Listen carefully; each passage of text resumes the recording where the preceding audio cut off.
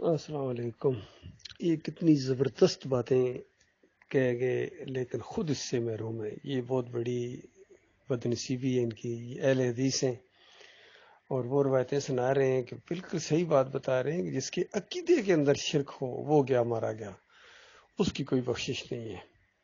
اور عقیدہ توحید والوں کی بخشش اللہ تعالیٰ فرماتا ہے، ان کے نامہ اعمال پیر اور جمعرات کو خاص اہتمام کے ساتھ اللہ کے سامنے پیش کیے جاتے ہیں۔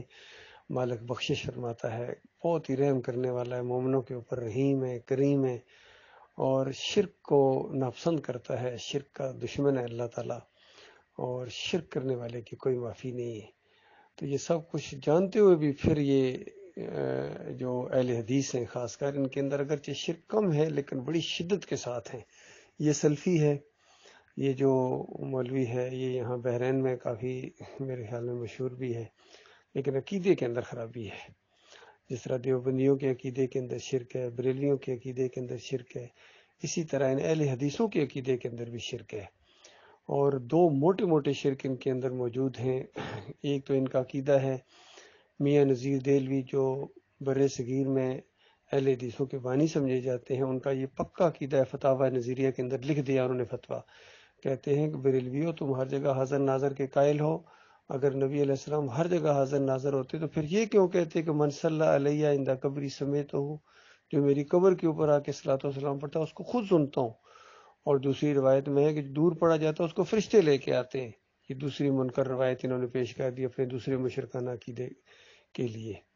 تو یہ آپ سب کا یہ عقیدہ ہے کہ ہر جگہ تو نبی علیہ السلام نہیں سنتے ہیں، لیکن کوئی قبر کے اوپر جا کے پکارے، صلاۃ والسلام پڑھے خاص کر، تو روح واپس آ جاتی ہے، خود سنتے ہیں، جواب دیتے ہیں۔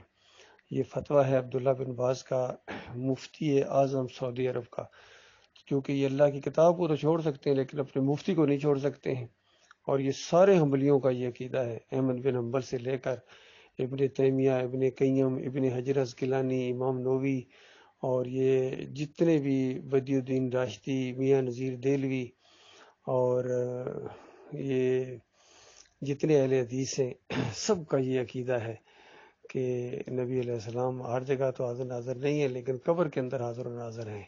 یہ ان کا عقیدہ ہے، سب اہل حدیثوں کا یہ عقیدہ ہے۔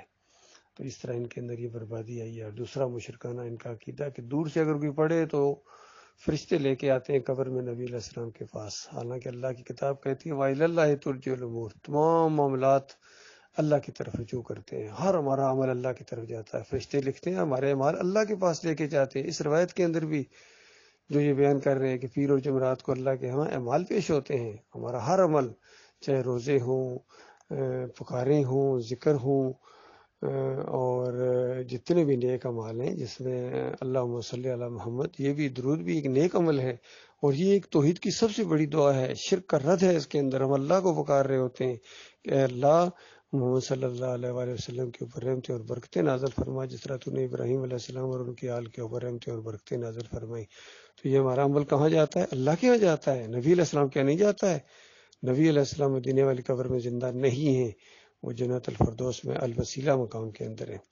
تو یہ معاملہ اللہ کے بندوں، میرے پیارے بھائیوں، واقعی توحید بہت بڑی نعمت ہے، اللہ کی وحدانیت کا جس کو فہم حاصل ہو گیا، شرک کو جس کی پہچان ہو گئی اور ایمان عقیدے کو سمجھ گیا، وہ بہت خوش قسمت انسان ہے۔ اللہ تعالیٰ غور و فکر کرے۔ اور آج کوئی مسلک، کوئی جماعت شرک سے پاک نہیں ہے، اور اس دور کے اندر اگر اس اندھیرے کے اندر کوئی شمع جلی ہے تو ایک عالم دین ہے جو میدان میں آئے ہیں، ڈاکٹر مسعود الدین عثمانی رحمۃ اللہ علیہ۔ انہوں نے شرک کے ایک ایک فلسفے کے اوپر چوٹ ماری ہے، تھوڑا مارا ہے، اور اس کا کلا کما کر دیا ہے، شرک کی جڑ کے اوپر تیشہ چلایا ہے۔ یا یات نبی فی القبر کا عقیدہ یہ شرک کی جڑ ہے، سماع موتا اسی طریقے سے مردوں کے سننے کا عقیدہ یہ شرک کی جڑ ہے، اور یہ سب مسلکوں کا یہ عقیدہ ہے۔ پھر صوفیزم کے اندر یہ واسطے، وسیلے، وحدت الوجود، وحدت الشہود، اور یہ جتنے مشرکانہ عقیدے، واسطے، وسیلے، اس کا رد کیا ڈاکٹر مسعود الدین عثمانی رحمۃ اللہ علیہ نے، اور اپنے پیچھے ایک جماعت چھوڑ کے گئے مخلص مومنوں کی۔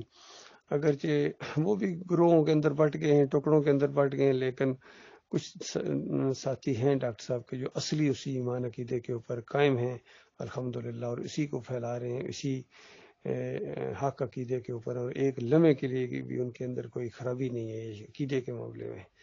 اللہ تعالیٰ ہماری عملی کوتاہیوں کو مالک درگزر فرمائے، ہماری رہنمائی فرمائے اور ہمیں جما دے اور کفر و شرک کا جنازہ اٹھے۔ اللہ تعالیٰ غور و فکر کرنے کی توفیق عطا فرمائے۔